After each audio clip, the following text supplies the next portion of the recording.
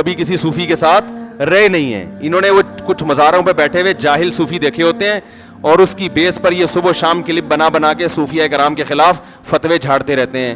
میرے شیخ و مرشد بھی صوفی تھے, میں ان سے بیعت تھا, بزرگ تھے, وہ خلیفہ تھے مولانا عبد الغنی پھول پھوری رحمۃ اللہ. بہترین صدقہ جاریہ حاصل کرنے کے لیے اس ویڈیو کو شیئر کرنا مت بھولیں. جزاک اللہ علیہ کے, اور وہ خلیفہ تھے مولانا شلوی تھانوی رحمۃ اللہ علیہ کے. ہم نے ان بزرگوں کو اپنی آنکھوں سے دیکھا ہے. تو جو ہر وقت بزرگ کے خلاف بولتے رہتے ہیں نا, ان سے میں کہتا ہوں کبھی کسی بزرگ کی صحبت میں چند دن بیٹھ کے گزارو, تمہیں پتہ چلے گا بزرگ کیا ہوتے ہیں. سمجھ میں آ رہی ہے بات؟ بزرگ لیس زندگی انسان کو برباد کر دیتی ہے.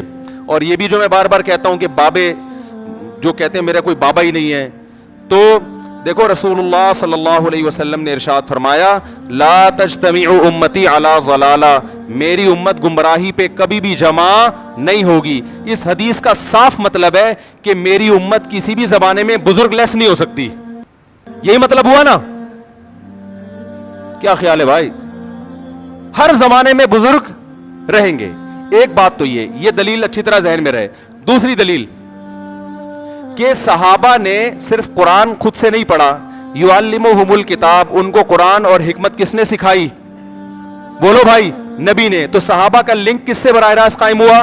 نبی سے. تو کیا صحابہ کے بعد کوئی بخاری مسلم خود یا قرآن خود پڑھ کے پورا اسلام سمجھ سکتا ہے, پوری ہدایت پہ آ سکتا ہے؟ قرآن میں یہ نہیں ہے کہ اللہ نے, نبی نے صحابہ کو حدیث بتائی ہے, یعلم سکھائی ہے. سیکھنا تربیت کو کہتے ہیں, ٹریننگ. صحابہ نے حدیثوں کا علم بھی حاصل کیا اور ساتھ ساتھ پیغمبر سے سیکھا بھی ہے. آج اگر کوئی کہتا ہے میں براہ راست پیغمبر سے سیکھتا ہوں, تو سوال پیدا ہوتا ہے وَيُعَلِّمُهُمُ الْكِتَابَ وَالْحِكْمَةَ, کہ نبی ان کو کتاب اور حکمت باقاعدہ سکھائیں گے. تو نبی کا کنیکشن صحابہ سے براہ راست ہوا ہے, تب صحابہ ہدایت پہ چلے ہیں. اور تابعین کا پھر کس سے ہوا؟ بولو نا بھائی, صحابہ سے.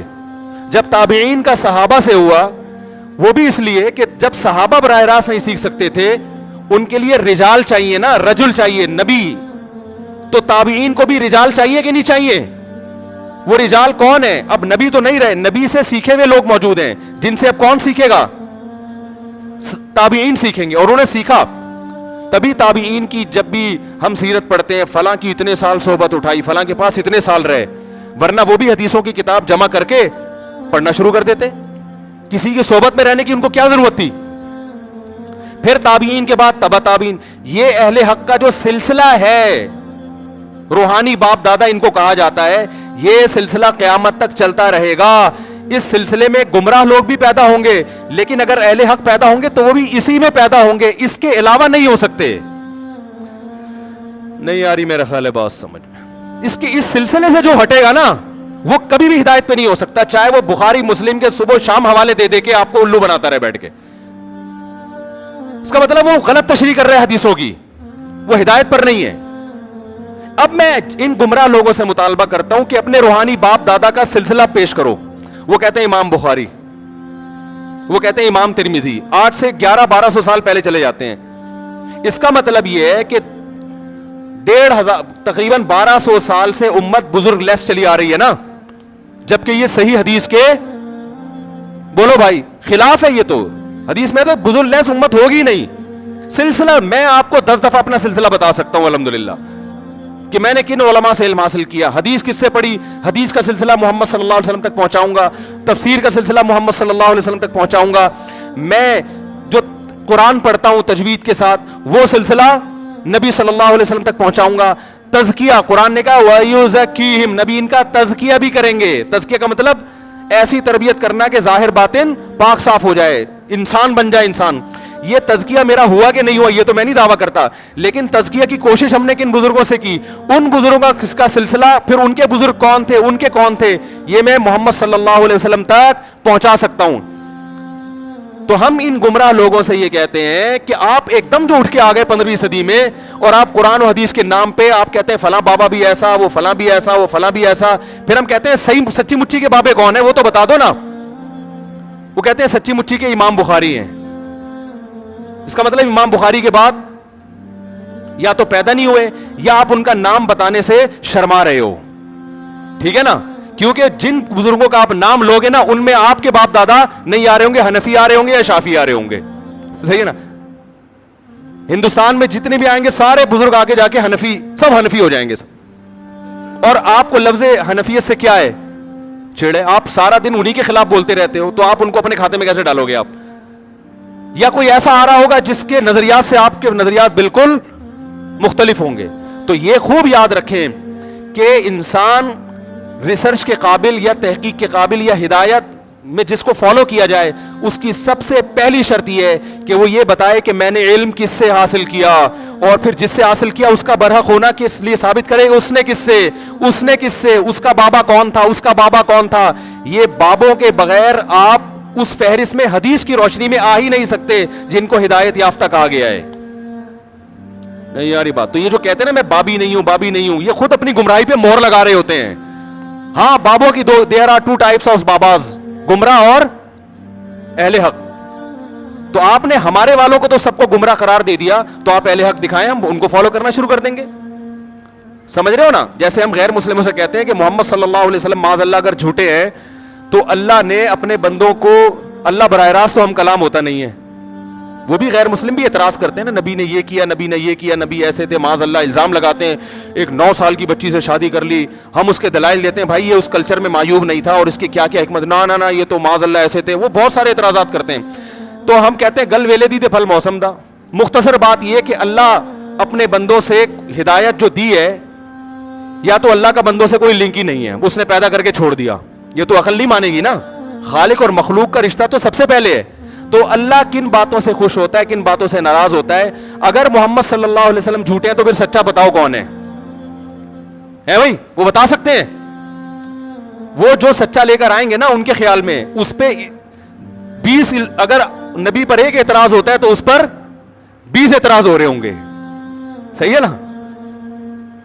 تو ہم کہتے ہیں بھائی اس سے پتا چلتا ہے کہ اللہ نے محمد صلی اللہ علیہ وسلم کے علاوہ کسی کو پنپنے دیا ہی نہیں ہے. تو جن بزرگوں سے ہم نے علم حاصل کیا, دین حاصل کیا, انہی لوگوں نے ماضی میں خدمات سر انجام دی ہے, میدان جہاد میں بھی, تصوف کے میدان میں بھی, حدیث کی خدمت میں بھی, فقہ کی خدمت میں بھی, تفسیر میں بھی, تزکیہ میں بھی, انہی کی راتوں کی عبادتیں. میں اپنے شیخ کو جانتا ہوں, ہمارے شیخ حضرت مفتی رشید احمد صاحب رحمہ اللہ تعالی رات میں تہجد میں 5 رکعت تلاوت کیا کرتے تھے, اور اتنا روتے تھے اللہ کے خوف سے کہ حضرت نے دعا مانگی کہ اللہ میرا رونا بند کر دے, صحت کو نقصان ہو رہا ہے. سمجھ رہے ہیں.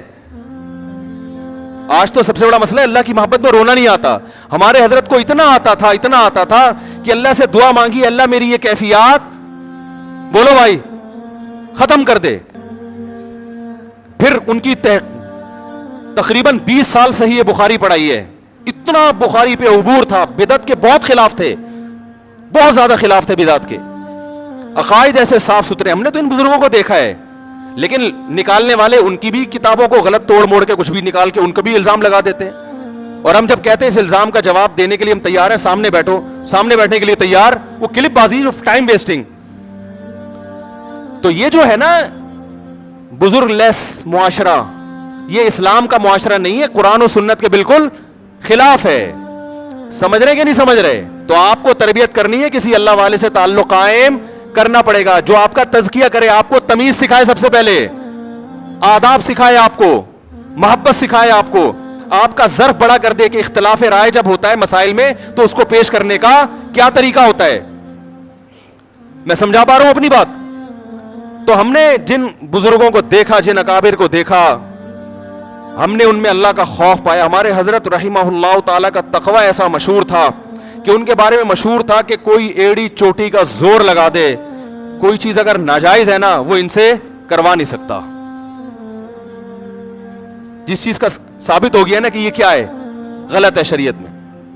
اور بہت سی چیزوں میں انہوں نے اپنے بزرگوں سے اختلاف بھی کیا ہے, وہ ہم بھی کرتے ہیں. ان کی رائے اگر بدل گئی تو انہوں نے کہا ٹھیک ہے, لیکن احترام کے ساتھ. انہوں نے فتوے نہیں لگائے. مفتی رشید احمد صاحب فرض نماز کے بعد اجتماعی دعا کو نہیں مانتے تھے, اس کا کوئی ثبوت نہیں ہے. ان کے استاذ مانتے تھے, لیکن دونوں میں محبت, احترام. حضرت نے پورا رسالہ لکھ دیا کہ فرض نماز کے بعد اجتماعی دعا ثابت نہیں ہے, لیکن حضرت نے کلپ بنا کے عوام میں آگ بولو بھائی نہیں لگائی. تنزیہ جملے لکھ لکھ کے جو لوگ دعا مانگ رہے ہیں ان کو ان کی نفرتیں کہ ان کو تو کچھ بھی نہیں آتا. ایک دفعہ ایک عالم آئے, بڑے عالم ہیں ملک کے, وہ آئے, انہوں نے نماز پڑھائی. حضرت نے ان سے کہا آپ نماز پڑھائیں. انہوں نے نماز کے بعد اجتماعی دعا مانگی. تو ہمارے ایک مرید, حضرت کے ایک مرید نے حضرت سے پوچھا کہ حضرت آپ تو کہتے ہیں یہ بدعت ہے, یہ کیا ہے؟ فرض نماز کے بعد اجتماعی دعا کیا ہے؟ بدعت ہے. اور انہوں نے مانگی بھی ہے, اور دوسرا بدعتی کو تو امام بنانا ویسے بھی جائز نہیں ہے. تو انہوں نے فرمایا کہ بھائی ان کی اپنی تحقیق ہے, یہ وہ ان احادیث سے استدلال کرتے ہیں جس میں نماز کے بعد مطلق دعا کی فضیلت ہے, اور فی نفسی رفع الیدین بھی ثابت. انہوں نے 2-3 روایتیں ملا کے ایک مسئلہ نکال لیا ہے. تو ان کی تحقیق ہے, یہ کوئی ایسی بدعت تھوڑی جس کی وجہ سے کفر اور فسق کے فتوے لگانا شروع کر دیں ہم. کتنا اللہ نے علم دیا مگر دوسرے کی رائے کا احترام. آج آپ دیکھ لو, 4 کوئی حدیث معلوم ہو جائے نا, فوراً کلپ بنا کے سارے علماء کی توہین کرے گا. ان کو تو حدیث کا نہیں پتا, ان کو تو کچھ آتا نہیں ہے, ان کو تو کچھ آتا نہیں ہے. اور ان لوگوں کے جو مریدین ہیں وہ جتنا بابا پرست ہوتے ہیں, اپنے بابے کو جتنا فالو کرتے ہیں نا ہر چیز میں, اتنا ہم اپنے بابوں کو فالو نہیں کرتے. ہم تو بہت ساری چیزیں ایسی ہیں جو میں مفتی رشید احمد صاحب کی اتنی تعریفیں کر کے بھی ان کی ہر بات سے متفق نہیں تھے. ان کے ہر فتوے پہ ہم فتویٰ نہیں دیتے, لیکن احترام کرتے ہیں. بھائی ان کی رائے تھی, ہماری رائے ہے. تو اللہ کی محبت اگر آپ کو ملے گی نا, پھر صحیح راستہ پتہ چلے گا. اور اللہ کی محبت کہاں سے ملتی ہے؟ بولو بھائی, اہل اللہ کی صحبت سے ملتی ہے. تو بزرگوں سے تعلق قائم کرنا پڑے گا آپ کو, آپ کے باپ کو بھی کرنا پڑے گا. اس کے بغیر آپ کا دین خشک دین ہوگا, اس میں چاشنی نہیں ہوگی. حدیثوں کے نمبر آپ کو یاد ہو جائیں گے, رفع الیدین کے جھگڑے بہت اچھی طرح سے یاد ہو جائیں گے. آمین, ٹانگیں چوڑی ٹانگیں پتلی, رفع الیدین کرنا ہے, یہ بہت ماسٹر ہو جاؤ گے. لیکن نمازوں سے خشوع و خضوع ختم ہو جائے گا. آپ کہہ سکتے ہیں عرب میں تو یہ نہیں ہوتے بزرگ, وہاں بھی ہوتے ہیں, اصطلاح نہیں ہے بزرگ کی. بن باز بہت بڑے متقی پرہیزگار عالم تھے, انہوں نے کئی سال اپنے استاذ کی صحبت اٹھائی ہے, پھر وہ ان کے نائب بنے ہیں. اور ان کے جو خاص شاگرد تھے انہوں نے کئی سال ان کی صحبت اٹھائی ہے, پھر وہ ان کے نائب بنے ہیں. اصطلاحات میں تھوڑی پڑھنا چاہیے. بزرگ کو بزرگ کہہ دو, متقی کہہ دو, بابا کہہ دو, نیک کہہ دو, پیر و مرشد کہہ دو, کچھ بھی کہہ دو, ناموں میں نہیں رکھا. اصل تو حقیقت دیکھی جاتی ہے. تو جو بھی اللہ کی محبت پیدا کرنا چاہتا ہے اسے اللہ والوں سے تعلق قائم کرنا پڑے گا. اس کے بغیر اللہ کی محبت پیدا نہیں ہو سکتی. اللہ سے دعا ہے اللہ سمجھنے کی عمل کی توفیق عطا فرمائے. مفتی طارق مسعود اسپیچز چینل.